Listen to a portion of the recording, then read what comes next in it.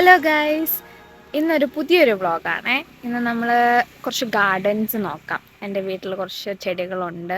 അമ്മയുടെ ഒരു ഹോബിയാണ് ഗാർഡനിങ്.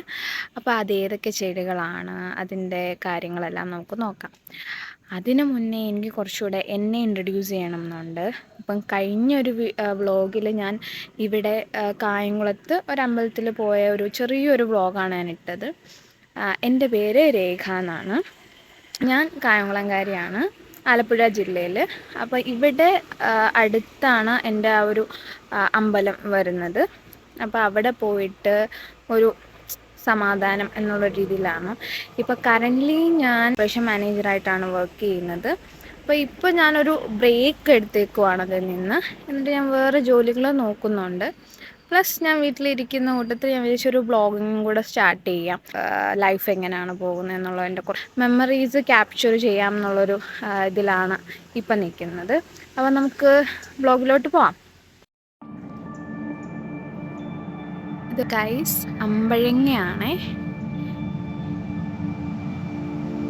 ഇത് വലുതാകുമെന്ന് എനിക്ക് തോന്നുന്നില്ല, ചെറിയ അമ്പഴങ്ങയാണ്. ഞാൻ സാധാരണ ഇങ്ങനെ കണ്ടിട്ടില്ല.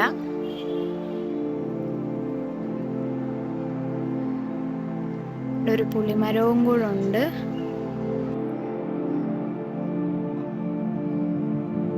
ഉണ്ടോ ഗൈസ്? നിങ്ങളിത് എത്രത്തോളം കാണുന്നുണ്ടെന്ന് എനിക്കറിയില്ല. ഇവിടെ കുറേ പക്ഷികൾ രാവിലെ വന്നിരിക്കാം. ഗാർഡനിങ് സ്റ്റാർട്ട് ചെയ്യുന്ന ഇവിടെ തൊട്ടാണ്.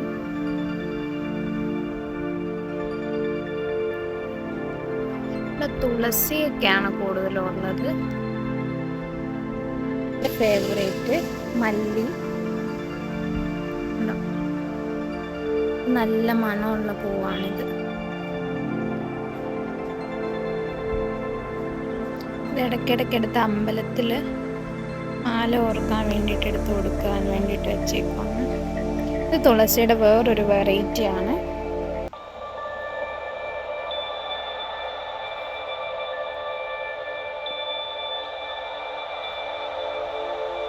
ഒരു സ്നേക്ക് പ്ലാന്റും ഉണ്ട്. ഇതിന് കണ്ടോ, ഇത് 10 മണി ചെടിയാണ്. ഇത് പലതും നിങ്ങൾക്ക് അറിയാമായിരിക്കും, പക്ഷെ ഞാൻ ചിലപ്പോൾ പേര് പറയുന്നത് തെറ്റായിട്ടായിരിക്കാം. അങ്ങനെ എന്തെങ്കിലും സജഷൻസ് ഉണ്ടെങ്കിൽ താഴെ കമൻറ്റ് ചെയ്യണേ. നമ്മൾ ചെയ്യുമ്പോൾ അത് മേളിലോട്ട് വന്നിട്ടുണ്ട്. നമ്മൾ സാധാരണ എല്ലാം കൂടെ ചെയ്യുന്ന സമയത്ത് ഇടയ്ക്കൂടെ ഒരെണ്ണം നമുക്ക് ഫ്രീ ആയിട്ട് കിട്ടുമല്ലോ. പിന്നെ കറ്റാർവാഴ നമുക്ക് കുറച്ചുകൂടെ ഉണ്ട്. നേരത്തെ ഒന്നും നമുക്ക് കിട്ടുന്നില്ലായിരുന്നു. പിന്നെ ഇത് ഓരോന്നായിട്ട് മാറ്റി മാറ്റി വളർത്തിയിട്ട് കിട്ടിയതാണ്. ഇതും സെയിം അമ്മ പറയുന്നുണ്ടായിരുന്നു, ഇത് വേറൊരു ചെടി നട്ടിട്ട് വളമായിട്ടിട്ടതാണ്. പക്ഷെ ആ വളത്തിൻ്റെ ഇടയ്ക്കൂടെ നമുക്ക് ഇത് കിട്ടി. കുമ്പളങ്ങയാണെന്ന് തോന്നുന്നു. നിങ്ങൾ ഈ പൂവരിശില കണ്ടിട്ടുണ്ട്? ഇതിനെയാണ് പൂവരിശില എന്ന് പറയുന്നത്. നമ്മൾ 90s കിഡ്സിനൊരു മെമ്മറി ഉണ്ട് ഇതിനകത്ത്. ആ പൂവരിശിലയുടെ പീപ്പി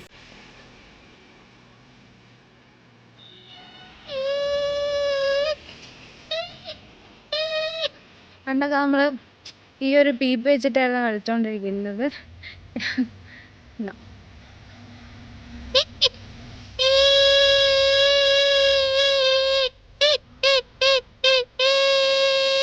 ഇതെങ്ങനെ ഉണ്ടാക്കുന്നതെന്നും കൂടെ കാണിച്ചാൽ സിമ്പിളാണ് കേട്ടോ.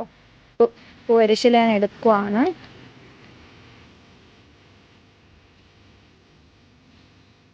എന്നിട്ട് ഈ ഒരു പാർട്ട് ഞാനിത് കട്ട് ചെയ്യുവാണേ. ഞാനിതിപ്പോൾ കട്ട് ചെയ്തിട്ടുണ്ട്. ഇനിയിപ്പോൾ ഇത് നമ്മൾ മടക്കും. മടക്കി വരുമ്പോൾ ഈ ഒരു രീതിയിൽ പീപ്പിയാവും. ഇത് നമ്മൾ ജസ്റ്റ് ഒന്ന് മടക്കണം. എന്നിട്ട് ഊതിയെങ്കിൽ നമുക്കിത് കറക്റ്റായിട്ട് പീപ്പി ആയിട്ട് മാറും. അപ്പം ഇത്രയായിരുന്നു ഇന്നത്തെ വീഡിയോ.